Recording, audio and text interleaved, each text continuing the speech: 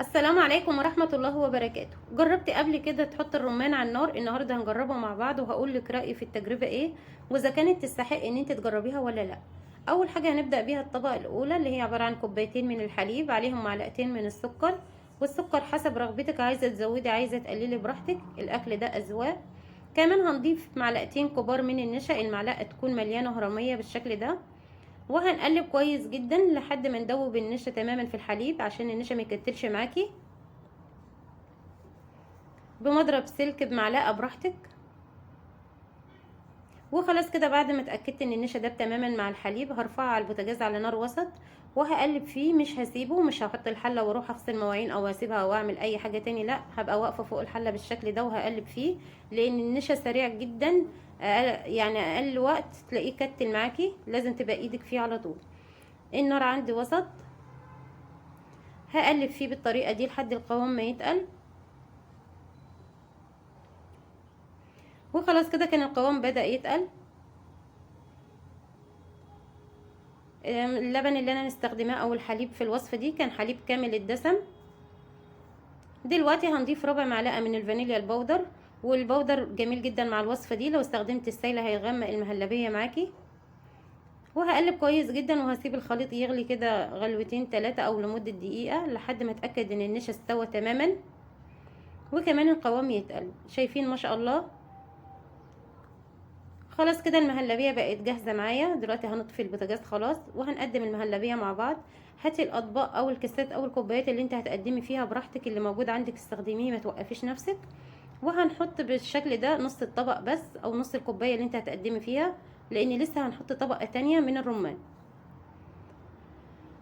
شايفين ما شاء الله المهلبيه قوامها كريمي وجميل جدا. عايزه اقولك ان شاء الله طعمها هيعجبك جدا بالطريقه دي لو انت مشيتي على نفس المقادير ونفس الخطوات. هسيبها على الرخامه بالشكل ده لحد ما نجهز الطبقه التانية تكون كده تماسكت شويه وبردت. دلوقتي هجيب رمانية كبيره او لو صغيره هتستخدمي 2.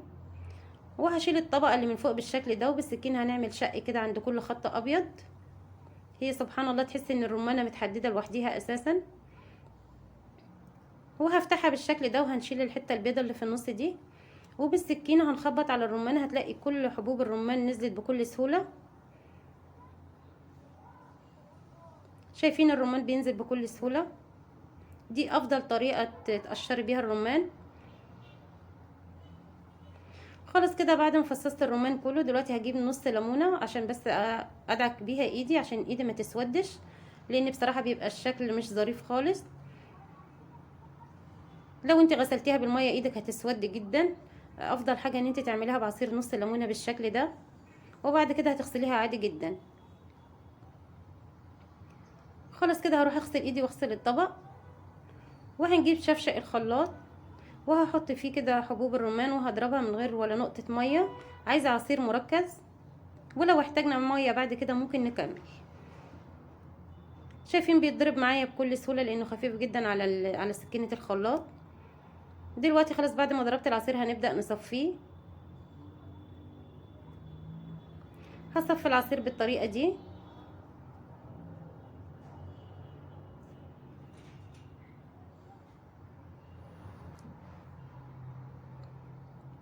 شايفين كميه البذور اللي خرجت؟ كميه كبيره جدا. خلاص كده بعد ما صفيت العصير كله، دلوقتي هنحتاج لكوبايتين من عصير الرمان. اول كوبايه وتاني كوبايه ما كانتش كامله معايا، فانا هكملها ميه. لو انت مش حابه تضيفي ميه تقدري تزودي في عدد الرمان، تقدري تعملي رمانتين لو وسط. دلوقتي هنضيف 3 معالق من السكر، ولو الرمان مزز معاكي او حادق تقدري تزودي في كميه السكر حسب ذوقك. وكمان هنضيف معلقتين كبار من النشا، المعلقه تكون هرميه. وهنقلب النشا كويس جدا لحد ما نتاكد ان النشا داب تماما في العصير.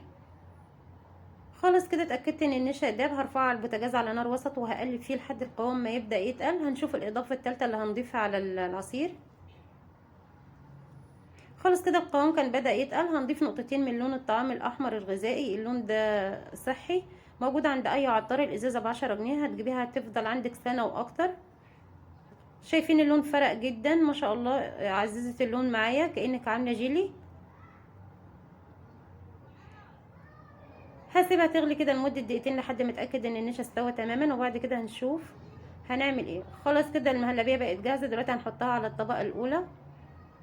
شايفين قوامها كريم وجميل جدا ما شاء الله، ولا ريحتها كانت تحفه. اتمنى ان شاء الله تجربيها وتعجبك. وصفه جميله جدا وسهله، واستغلال لموسم الرمان دلوقتي موجود وكتير جدا في السوق، تقدري تستغليه. مش لازم نعمله دبس رمان وبس، في كذا صنف ممكن يطلع من الرمان. دلوقتي هسيبها على الرخامه، وبعد كده هدخلها التلاجة لمده ساعتين لحد ما تتماسك وتخرج بالجمال والحلاوه دي. شايفين ما شاء الله الطبقات جميله جدا، القوام كريمي، ريحتها تحفه، الطعم كان جميل جدا. اتمنى الفيديو يكون عجبك، ولو عجبك لايك كتير واشتراك في القناه، واشوفك في فيديو جديد، وباي.